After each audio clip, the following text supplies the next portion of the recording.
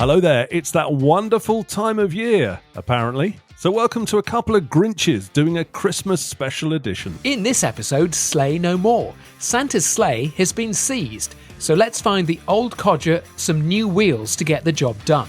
That means we're on the hunt for the best classic load luggers. We'll also turn into Christmas elves and search out the best Christmas gifts to give to classic car fans. Because, let's face it, none of us wants socks. Plus, Santa's not the only bloke dressed up in a strange new outfit. Hello, Jaguar. But who cares about the new stuff? Let's look at the best old Jags you can buy. So come with us as we do all that, swap insults as well as presents, and let's pull the cracker on this, the Tyre Kickers Big Bumper Christmas Special. Woo!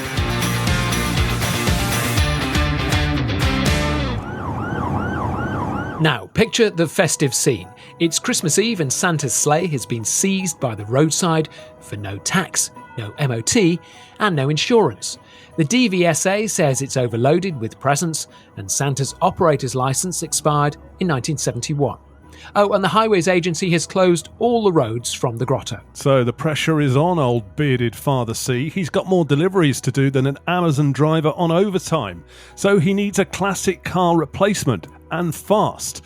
So we need to think laterally here. Let's find the old boy an old load lugger, a classic estate that will get the big delivery job done. Now, we've picked two each, and in the spirit of Christmas family arguments, let's shout at each other until we reach an agreement or just storm off and sit in the other room. Right, Matt, first up, what have you got? Well, my first one, let's look at the brief here. The old boy needs space. He's used to floating on air, so what combines the two with an extra twist of Gallic kookiness? Yes, that's right. Here we go. Citroen CX Safari. That ride is hydro pneumatic. He's got a big booty for all his Christmas booty. What do you think of that? I think it's ugly. I mean, the Safari bit, the Citroen Safari is a good idea, but you've picked the CX. Why didn't you pick the DS Safari, the really nice, pretty looking, gorgeous DS Safari? Well, because he wants to have half a chance of getting there. I think the CX won't get you there any better than the DS will, to be honest. That was pretty ropey on their quality control. I suppose the honest answer was that I thought the DS Safari was too obvious. So I've gone a bit... Obviously pretty in a good car. He's working, isn't he? He's not going to be sitting there stroking his chin admiring it. I mean, it's not an XM, is it? At least it's well, you don't hate him, do you? At least it's... What's wrong with it? I mean, you could put the seats down in that. He's got it full. I think by the time the CX came along, they probably refined it a bit better. It's probably a bit quicker than the DS as well, isn't it? I mean, he's I mean, the DS is slow, I'll give you that. But the CX interior is pretty kooky, isn't it? It's all plasticky and funny buttons.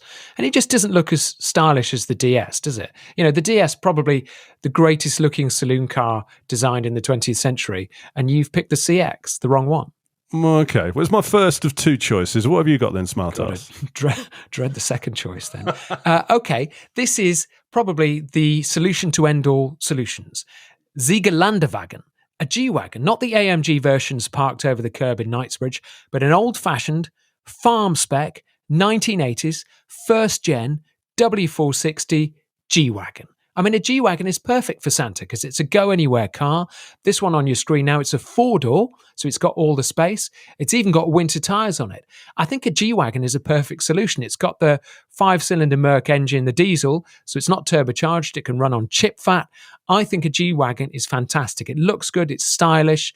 It'll stand up to the abuse of Santa and his elves, and it'll take all his presents. That is the solution. The only downside with this one is somebody's asking 60 grand for it, which is crazy. I could tell you live in the country. He's not going to the farm shop. You know, he's got to go around the world and drop off presents really fast, faster than he's got to do it. Yeah, and you live in a city, so you've got to realise that just outside the M3 and the M4, Santa will have to travel on some back roads, and so that is the perfect car for it. It's comfortable, it's cool, loads and loads of space, and it drives really well, particularly if you need to go off-road. I just think that's a little bit too Clarkson's Farm, that. He needs something a bit speedier. Yes, it's stylish, but basically, it's a German Land Rover, isn't it? And what do we all know about Land Rovers? They don't go very fast. It's too slow. He's going to be delivering into the blooming next year in this thing. No, he's not. I think that's really cool. I'm surprised that you don't get that, because I think the G-Wagons are the kind of ultimate old money farm type four-wheel drive cars. They're good. No turbo. He needs a turbo, I reckon. He needs something faster. He didn't get a turbo in his CX, did he? Well, no, but we're building up to it, Max. Oh, We can't. okay. I'm Here not we go. going What's big on the next? first one. So my next one, and I'm going to drop the mic on this because he needs something quick. We've talked about. He's got one night to get all those presents chucked out, so he needs a fast van, doesn't he? I mean, you think about how a delivery's done now. They're done in a van that, on the face of it, most vans that deliver parcels don't look like they go fast, but when you see them driving them, wow, they do. Let's have a look at this one. So think of van. What's the fastest van? Well, I started Googling and I found this, the super van. It's a Ford Transit Mark 1 with a 4.7 litre V8 from the GT40. Have a look at this bad boy. That's going to get the job done super quick. So hang on a minute. You are telling kids that Santa is bringing presents, and yet suspiciously they see their presents coming out the back of a knackered old Ford Transit van. Yeah, where's the magic of Christmas for that? No way. Well, my experience with kids is that they don't really care where they've come from. As long as They might care when it comes from that. Looks like it's doing a bank job on the Sweeney. They're not going to see it, though. They're not going to see the super van. It's just going to have a mythical status. But look at it. It's a bit of a beauty. This one is in white with pimped up wheels. They look like got slicks on, actually. It looks like it's wheels from a Nissan Micra that's handbrake turning around a Sainsbury's car park. It looks like it's a bank job at Ford Transit, one of the early ones. I mean, this is perfect. This is perfect on brief, this is. He needs room and he needs speed and he needs to get the whole thing done in one night. In the GT40 powered super van, he's going to get that done. He's going to be faster than Amazon. I've got a problem with both of your choices, is that neither of them are for sale in the UK. And so this is about providing Santa with an alternative classic car. The Supervan's not for sale, and actually I couldn't find any CXs for sale because they've all fallen apart. But we're talking Christmas. We're talking Christmas. Remember Christmas? It's all like a lot of magic and made up stuff, allegedly. So, especially with Santa. Oh, sorry, if you've got kids in the car. Yeah, no, Father Christmas is real, but we're trying to find him something theoretical, aren't we? So if he needed this van, we could search one out for him, couldn't we? Or we could make him one. I'm going to ignore the super van because one, it doesn't exist, and two, it's ridiculous. It's not. That's not going to get through any ULEZ zones, is it? With what's the engine in that? Oh, that's the GT40 engine, a 4.7 litre V8. Oh yeah, I can see that getting through the centre of London. This is a slight problem, isn't it, with our car unfriendly governments? He's not going to be able to go near any city, is he? And he'll have trouble with the super van in Wales where it's 20 everywhere. So he won't be able to get across Oxford, will he? Because they want to divide it into 4 zones. He's banned in London. So basically, if you're a kid and you live in a clean air zone, you're a bit buggered with this one. But so your choice, basically, the CX Safari makes you look like a geography teacher. The Mark 1 Transit makes you look like a Sweeney bank robber or a plasterer from the 1970s. There's no style. So I'm going to bring you my fourth solution here. Santa's pretty unique, and he needs a super rare classic. Now, only 63 of these were ever made. It's a big favourite car of ours. I give you the ultimate solution for Santa's problems, the Lynx Aventer. Oh, got my eyes. So this is the XJS estate. So that was never made by the factory, the XJS estate, but it was taken over by a company called Lynx. They bought them and basically they grafted a back onto them. Now, I don't want to ruin the magic of Santa, but I am going to ruin the magic of the Lynx Aventer, because if you look at the back of it, I think it's page 9. The back of it is actually a Mark III Ford Escort back window. So once you know that, once you know that, worse from the back. You don't like the Lynx Aventer, but I think it's a really cool, stylish car. I mean, you used to see these around in kind of like, posh people's houses and posh gymkhanas, because they took the XJS, which is a good car. This is the 5.3 V12, so it's the top of the range XJS, and they grafted a back onto it. And actually, I know some of these kind of like estates exist. They used to make a Rover P6 estate, which was just ugly, but actually the XJS estate is really nice. I think that's quite a pretty car, aside from the Ford Escort boot. Yeah, we did a special recently about how the XGS is starting to look good, but I'm sorry, the Lynx Aventer, I don't think it'll ever look good. The design as well, as you say, from the back, it's just there's little things that I think to my design eye just really stand out. It's like, who signed off on that rear wash wipe? Because that doesn't suit the car whatsoever. What design eye? You picked a Ford Supervan, a Ford Transit van. Where does your design eye see that? I think the Supervan is the best thing for the job. No, Lynx Aventer. Lynx Aventer. That is the winner, and you know it.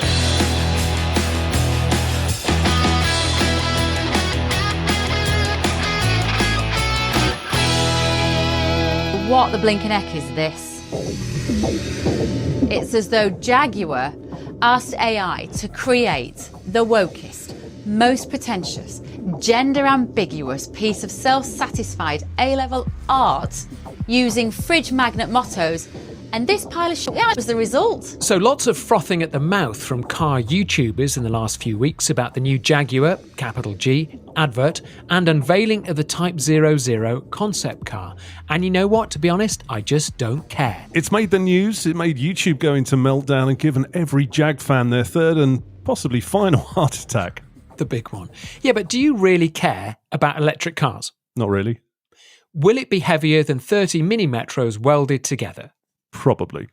Will it even go half as far as the claimed range? No, especially not in winter. And will it cost more than a house? That's for sure. See, I just don't care.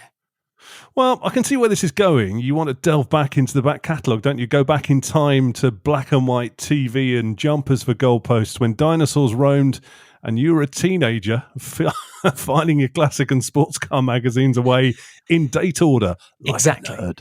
Let's go back to the old days. Let's look at the Jags that were actually designed for what customers wanted, that's an idea, and cars that people actually bought from showrooms with real money. So here are three big cats that I think are real Jags. This should be the inspiration for Jaguar. First up, and I'm going to do this in date order, not cubic capacity, not 0 to 60 times, or not braking distances, is the XK 140 Coupe, specifically the Coupe, because I think these get a bit overlooked by the people wanting roadsters, but the Coupe is gorgeous. I mean, it's got that beautiful teardrop shape. It drives really well because it doesn't rattle around because it's got a roof. And I think just the 140 coupes and the 150 coupes are kind of overlooked because it's not the ideal look of the XK, but my God, what a beautiful car that is. For something like this one you're on the screen now is a 140 coupe, dark blue, red leather interior, black wire wheels that look really sinister. I think the XK40 Coupe is such a good-looking car. It does look great. I mean, it's that real crossover time when between sort of aeronauticals and cars, and you can kind of see it in the design. Very low down, though. I think my osteopath would advise me about getting in this car, let alone owning it. Ooh, my back. Yeah, but look at it. Look how nice that is.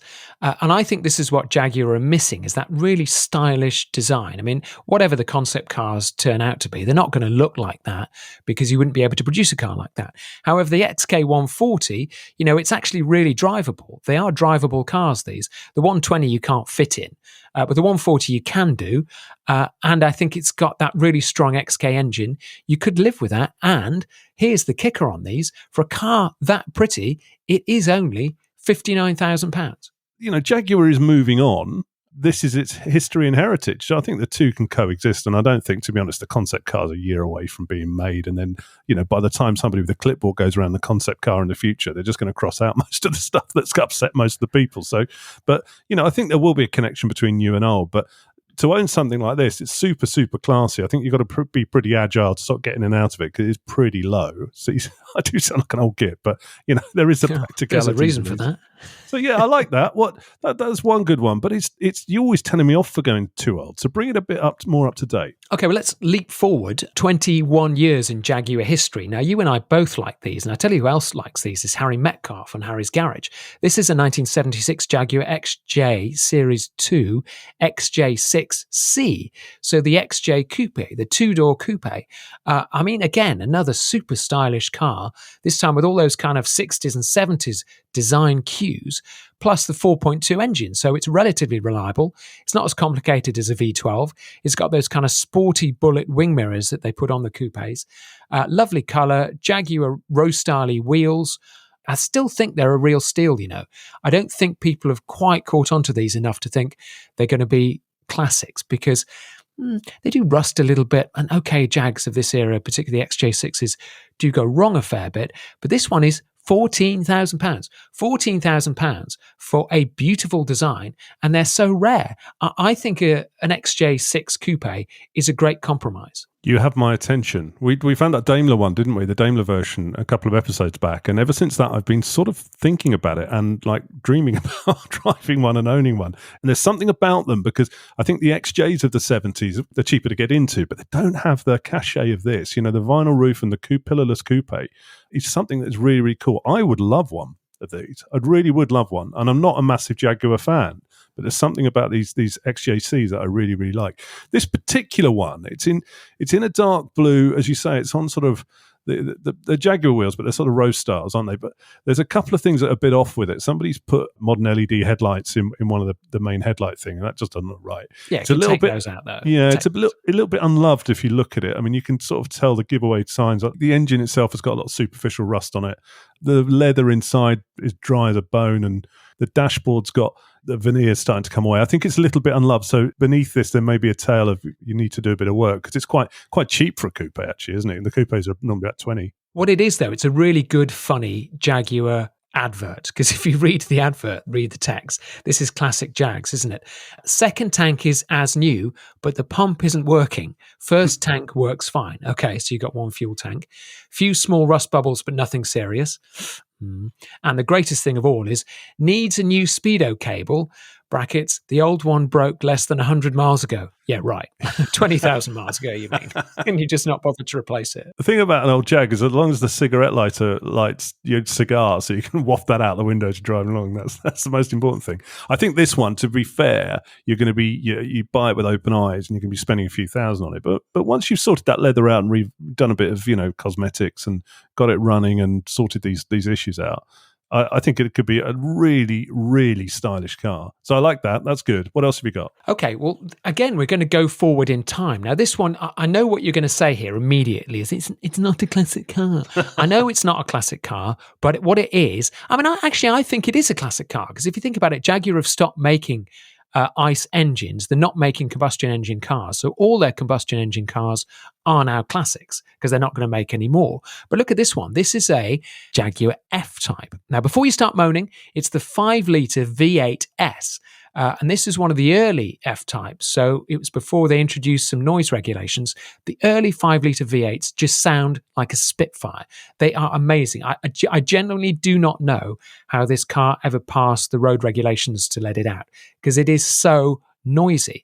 But it's an amazing sound. And what an amazing car. An F-Type, this one's a convertible, dark colours, alloy wheels, interior's lovely, and the great thing about this is £26,000. A Jaguar F-Type. Put the moaning away, it's not a classic car. That is a fantastic Jag. I think this would make a great daily, actually. I mean, if you think about this recently, I went and test drove a new Tesla Model 3, and within 5 minutes, I thought, this is great. I could do loads of miles in this. I could drive up and down the motorway. I wouldn't be bothered at all. It's all very minimalist, and that's it. But why settle with that? I mean, you've got something like this, which could be a really, really interesting daily car. Every, drive to work could be a bit more of an event. It would look stylish. We've talked about Teslas and electric cars and modern cars becoming like sort of laptops on wheels, haven't we? And the experience, although we can see the advantages from having them as daily cars, they're just a bit boring, aren't they? So something like this is really quite an interesting proposition. Absolutely. And I think they're trying to generate so much buzz around the Type 00 concept to hide the fact that it's going to be a bit boring because it's an electric car. But if you look at these three examples from Jaguar's past, there's the past out there that's available to us now, which is really, really interesting. The icing for me on the cake is this F-Type. £26,000 for a V8 that sounds like a Spitfire, that's a two-door convertible, 57,000 miles on this. It'll work all the time. Okay, it'll work most of the time. I'm not going to make that bold claim for a Jag, but most of the time that's going to work. You can get people to service it. You can get parts for it. This is a genuine classic car. And again, we've got to grab these opportunities while we still can. Well, I'd said to my kids that I'm a bit of a Grinch. I'm not really interested in Christmas. I don't really want any presents. However, you've just shown me three cars, and certainly two of them I want to put on my Christmas list. Which one would you put on your Christmas list, Max? I think I would go. It's a tricky one. Actually, go on, you tell me yours first, and I'll have a think about it. I would have to put the F-Type, I think, because it's cheap and you can use it all year round. Yeah, I would go with you. But just to be contrary, I would go, and just because I love them, XJC. And maybe not that one, but find me an XJC. I could tool around in that. That would make me happier than a kid on Christmas morning. All three, though, are great. The F-Type's usable all the time. The XJC is a great project, and you can't look more stylish than in an XK140 coupe. Great Jaguar choices, and none of them need a silly advert. Well, you're listening to the Christmas edition of the Tyre Kickers, and yes, it's that wonderful time of year when everyone's ill, the shops are full of terrible Christmas music, and you get to remember why you don't eat roast turkey on any other day of the year. It's not just that, Matt. Remember, it's time to avoid family and friends. And what better way to get rid of the relics and frighten off the friends than a classic car quiz? So let's run our own mastermind session and see which one of us knows the least about classic cars. We've got some sound effects and things to try and put some production in this. So this is... Why break the habit of a lifetime? Well, that's true. This is a sound if you're correct. Right. And this is the one that you'll be hearing most often. This is if you're wrong. Oh my God, that's and the been best I could find. electrocuted. And we've got some music as well to play underneath. So Okay. You've got 60 seconds. Who wants to go first? You go first, because you've got to press the jingle buttons, haven't you? It's fair to say that you consider yourself the more knowledgeable member of this partnership. Is that correct? Why don't I ask you more questions? Why don't I ask you most of the questions? Yeah. Is it like The Chase? Is Bradley Walsh going to come on and do it? It's a little bit like The Chase, yeah. Essentially Okay. that. Essentially that. And then if you've got any, like, you Am can I fire the back. chaser then? Well, yeah, it'd be called worse. Right, I'll put some music on, and we'll ask you some questions, and I'll run through these and see how many you can get. Right, let's start with ad slogans. Which manufacturer used the advertising slogan "Safety Fast"? Right, MG. Who used Grace Space Pace? Jaguar. Which maker's name is Latin for eye roll? Eye as in person, not roll your eyes. Eye roller. What's the roller? The eye roll. Eye roll. Yeah, no, not eye rolling your eyes like you normally do. Eye roll in Latin. No idea. Pass. No idea. Which luxury car maker is named after the founder's daughter? Is that Mercedes? UK car maker who changed its name after World War II to avoid Nazi connotations? Oh, that was Jaguar, from Swallow Sidecar Company to Jaguar. God, you're such a nerd that you know that. Italian for public company, Lombard Automobile Factory, and then the founder's name on the end of it. It's an acronym of all that stuff. Lancia. British cars now. Which small four-door saloon was introduced by Hillman to compete with a very successful Ford Escort? The Ford Escort, Hillman Hunter. Which 70s BL sports saloon was the first ever mainstream car to offer alloy wheels as standard? Sports 70s BL Sports Saloon alloy wheels. Dolomite Sprint. Which car company is based in Norfolk and was founded by Colin Chapman? Lotus. Okay, car badges. Which car maker's badge features a trident? Lancia. A 5-pointed star made from 5 triangles. 5-pointed star made from 5-pointed star made from 5 triangles. I'll give you a little clue. Pentastar. Volvo? No. A blue diamond. A blue diamond. Quite an old one. Alvis. Moving on. Original car equipment suppliers now. Name the company famous for supplying the following things. These original parts that made for cars. Which were these companies famous for? So, sunroofs. Who made sunroofs? Webasto. Okay. Burman.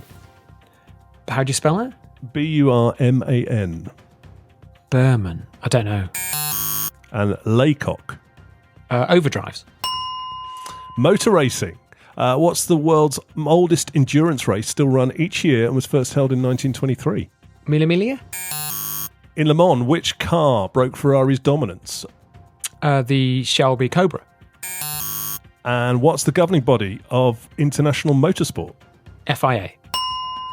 Okay, quick history questions. Who invented the first car? Who invented the first? It's not Gottlieb Daimler. What was the best-selling car of all time? Oh, What is the best-selling car of all time? I'd still go for a Beetle, I think. Some general ones. In a gearbox, what does CVT stand for? Continuous variable transmission. What's the fastest street legal car currently? Fastest street legal car. Bugatti Veyron, I suppose. And who's the biggest car anorak on this podcast? Final question. Well, no. Let's see what the answers are first. Right, well, let's go back and see what the answers were. Right, okay. Can you be honest and score? You're not going to be like one of those people at a pub quiz that self 20 out of 20. Well done. Yeah, exactly that. Yeah, I can imagine you at a pub quiz. Right, which manufacturer used the advertising slogan "Safety Fast"? You were correct. That was MG. Grey Space Pace, were you right? Was Jaguar. Yeah. The maker's name in Latin for eye roll, allegedly that's Volvo. Oh, right, no idea. Eye roll. I move. Never heard of that. Which luxury car maker is named after the founder's daughter? You're correct. It was Mercedes. The UK car maker, you got correct as well. It changed its name after World War II to avoid Nazi connotations. At the SS cars, they became Jaguar. Italian for public company Lombard Automobile Factory, and the founder's name, you said? Lancia, I think. Alfa Romeo. Ah. British cars then. Which one? Yeah, Hillman introduced a four-door saloon to compete with the Hillman successful... Hunter. Yeah, it was the Avenger. Oh, right, okay. But you were right with the Dolomite, the first 70s BL sports saloon to offer alloy wheels as standard. Right, I suppose okay, that was quite a big thing then. And you got the other one right, which was Colin Chapman created Lotus back in 48 and founded it in 52. Car badges. Which car maker's badge features a trident? I thought it said Volvo. No, oh, it was Maserati. Okay, yeah. Maserati. Right. 5-pointed star made from 5 triangles. Pentastar was the other thing, was Chrysler. Ah. And a blue diamond, quite a difficult one, Riley. Ah, Riley. Okay, right. But you're not quite in the Riley demo. Oh, you're not far off the Riley. Not far off, actually. Right. Who made the original bits for cars? Sunroofs, you were right. Webasto. Yeah. Berman, you didn't get that, but they did steering boxes. Oh, right. Okay. But you did get Laycock, who were famous for overdrives. Yeah. What was the world's oldest motor race, endurance race, still run each year and first held in 23? It was actually Le Mans. Oh, right. Okay. And the follow-up question was, which car broke Ferrari's dominance of Le Mans? You said the Shelby Cobra. The answer was the GT40. Ah, okay. I'll get you Ford versus Ferrari for Christmas. Yeah. And you got the governing body for International Motorsport, FIA, who invented the first car. It was actually Carl Benz. Oh, right, okay. And this is a surprising one. The best-selling car of all time. Are you still interested? You sound like getting bored now. What's the best-selling car of all time? It's actually the Toyota Corolla. Oh, right. 44 million units. CVT, you got right, continuously variable transmission. And the fastest street legal car, you said the Bugatti Veyron. Veyron, yeah, it's the Chiron Super Sport 300. Oh, okay, Top speed 304 miles an hour. And the last one, who's the biggest car anorak on this podcast? That's a given. So what was your score out of that? 1, 2, 3, 4, 6, 7, 8, 9, 10. How many questions were there? 22. All right, okay. 10 out of precise 22. Yeah. So what have we learned at the end of that? Don't do quizzes. It killed some time, and that's what you need over Christmas.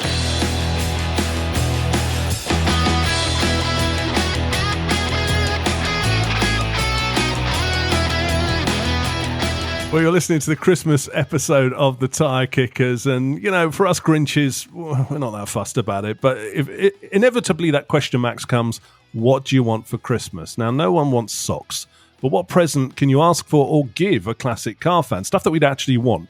You know, Max, I did actually get excited last year because I got some dashboard switches, and that really made my Christmas. Yeah. If you are of a certain age, you buy your own presents anyhow. I've just bought myself new cocoa mats for the Merc SL. So here's what to buy for someone or just yourself, and then hand over to be wrapped. First of all, now I really like this actually. I was ready to be sarcastic about this, but I'm wrong because it's a wall clock in the shape of old car speedo dials, and this one's a Saab 900 speedo dial wall clock, and actually it looks really cool. Yeah, it does look really cool actually. They do a sort of range of this. This is on Etsy. It's 46 quid. This one's a Saab 900 speedo, as Max says. So it's in a nice square frame. It's obviously a printed dial, but it's got nice big yellow hands. So it's very of the era, and as I say, you can get the different ones that match the cars that you like, and it's sort of fairly small in size. But I think that'd be a really cool thing to have in like an office or at work above the desk or something. I think it's just a bit of fun, isn't it? I've actually lost myself in this website now because there's a BMW 2002 Speedo, there's a Ferrari GTO Speedo, which is really nice, and there is a vintage Ferrari F40 Speedo. All of those are great. Yeah, I really like those. Okay, so that one's on Etsy. Another one thing on Etsy I found, Max, is this, a tax disc coaster to put your drinks on. £8 each. These look quite cool, don't they? Yeah, they're good. And just looking at them, they've got people's name on and their date of birth and happy birthday or happy Father's Day and stuff. That looks pretty good, doesn't it? I quite like that. Yeah, it's a long time since we saw a tax disc, so it's quite nice. Might be a good conversation starter, or you can actually force the conversation onto classic cars. I don't want to hear about how your kids getting on in university. Let me show you this. That's a good one. What else you got? Here is a Austin Westminster steering wheel that's been turned into a light. So this is a little bit more expensive, to be honest, 324 quid. And you'd have to quite like Austin Westminster's. But if you imagine the steering wheel's been put on a stand with a kind of light behind it, pretty good, actually. Again, a good talking point. Stick it on your shelf, have a light. I think that's quite cool. Yeah, 324 quid on Etsy if you fancy that one. So if you fancy driving some classic cars, here's a deal on Red Letter Days, 150 quid, and you can drive 5 classic cars, a Ford Escort Mark 1, Aston Martin DB5 or DB9, a Mini Cooper S, and a Jaguar E or F-Type. Is that good value? That's not bad, is it? Yeah, that's pretty good. I'd like to go in all of those, to be honest. Next up is a morning with a professional classic car detailer in Cornwall. I'm a little bit, this one would be actually you just take your car to be detailed and stand there for a bit and get it without the 65 quid. But you can spend a morning with a classic car detailer for 65 quid and you can learn all the tips and bring your own car to the studio. Nice. That's on Wonder Days if you want that one. We were talking about how old Porsches are getting too expensive to own. So how about a giant Porsche 911 Canvas? This is on canvas4walls.com, 32 quid. Would you put one of these on the wall, or are you too much of a snob? It's probably not quite right, is it, or something? There'll be something wrong with it. No, I'd really like it. I just don't have any walls that big. But you can get, 12 by 24 inches, 16 by 32 inches, and they go up in size. I think they're really nice, actually. I think they're really good. Okay, what about a book, if somebody asks for a book? Under the Bonnet. We found this one on Amazon for a tenner. Confessions of a 70s and 80s Mechanic. It's not going to be as saucy as the window cleaner, I don't think. No, because it's about Vauxhall Vivas, and they're not saucy at all, are they? So it's about, basically, if you're a mechanic in the 70s, how to keep old cars running for 100 quid. Actually, the Viva on the front looks quite nice because it's got Row-style wheels. If you want something for your workshop, this was quite cool, Max. I kind of caught my eye. 10 quid on Amazon. It's a Castrol mug, like an oil mug, but I quite like the fact it's sort of workshop weathered. It's got like oil drips all over it. Yeah, I'm guessing that's fake oil drips because that would put you off your cup of tea, wouldn't it? But you can get them in WD-40 and Duckham's and Lubrax and Castrol and Texaco oil. Yeah, I really like those actually as a mug. And again, you can get that out and put it down in front of somebody and start talking about your classic car. And the last one on this little section, this is for any one of us who owns a socket set. Now, what's the one thing, Max, that always goes missing in a socket set? Which socket goes missing?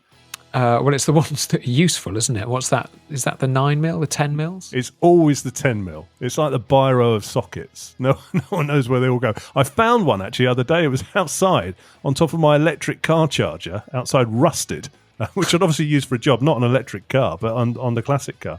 So look, here's the solution. A pack of 90 of them, which should last a year at least. Just 90 10mm? 90 10mm sockets, yeah. $59.99 on eBay. I think that's worth it just to stop the swearing, because every time you go and fix a classic car, it's always the 10mm that's gone. Yeah, but it's not going to stop you grazing your knuckles on a cold bit of metal, though, is it? No, I mean, you're going to have the right tool, but it's not going to do the job for you. So hopefully those presents will solve your problems. There's still a little bit of time till Christmas, but hopefully that will, if there's any questions about, what can I get you for Christmas? All right, you can use one of those, or just use those lists, or just buy them yourself in a New Year's sale. It's one way that we can make Christmas just slightly more pleasurable. Or just buy me a Ferrari Testarossa. Yeah, dream on.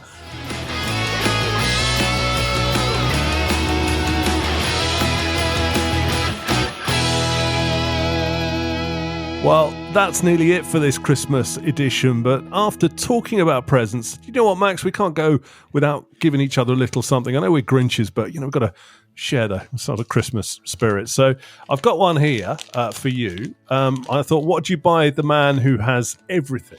And the one who doesn't like anything. I mean, we could go without giving each other Christmas presents. We never used to give each other Christmas presents, so why can't we just go back to that, the happy old days? Well, this might put a smile on your face. So, shall I go first? Yeah, go on, you open yours first. So, do I have to do disappointed? Do I practice my disappointed face?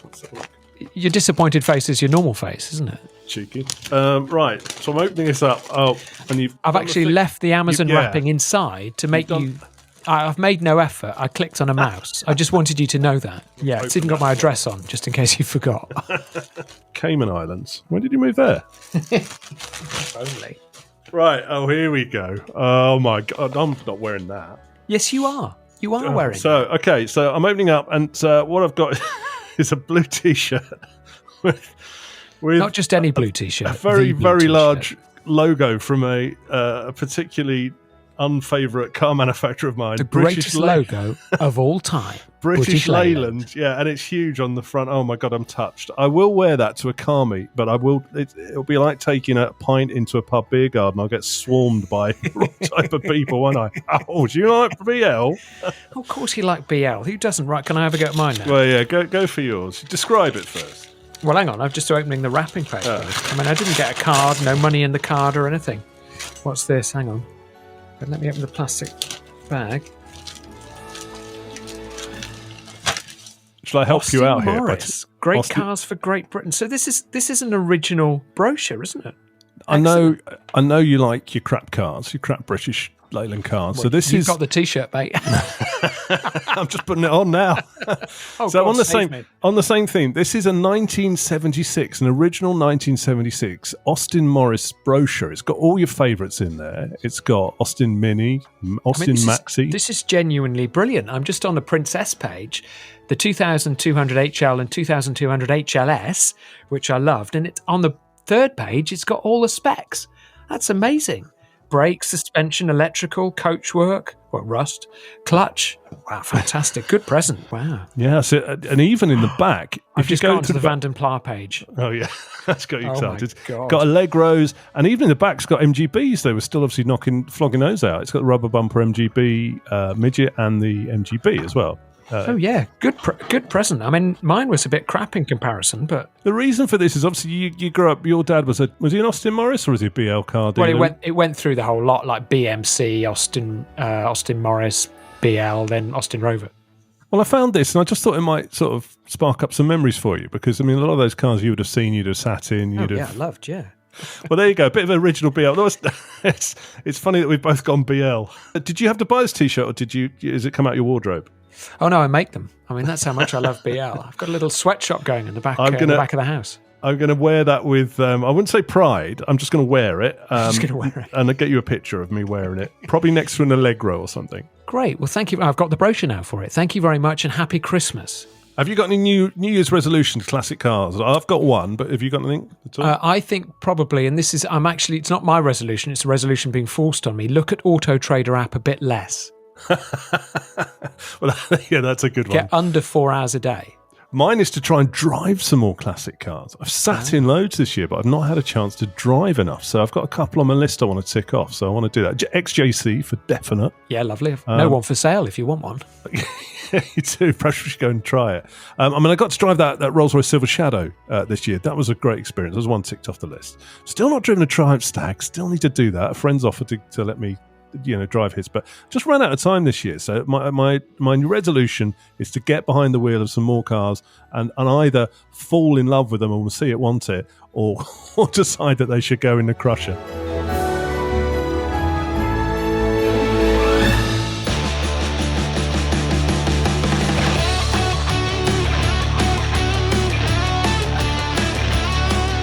Right, so stop eating cheese and all the chocolates because that's it for this Christmas edition. It was meant to be a Christmas special, but it became more of a Christmas GL. Yes, this was no Mark V run-out Cortina Crusader or John Player Special Capri. Think more economy spec 1.6L. Well, next year, looking ahead, we talked about resolutions. We've got an exciting new feature coming your way. We're starting something called the Trade Talks. We're getting classic car traders to join us and bring some sense to our car chat. But until 2025, please do have a great holiday.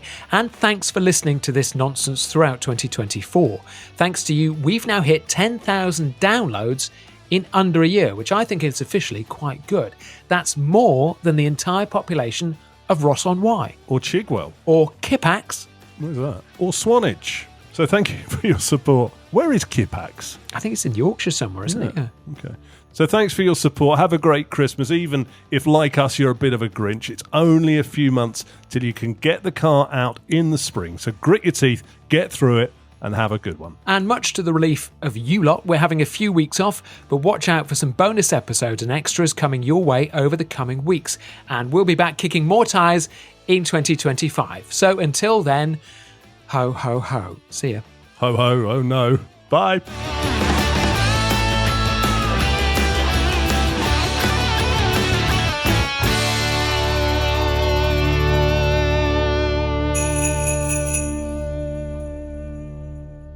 So you're listening to Crippus? How many have you had? Not enough.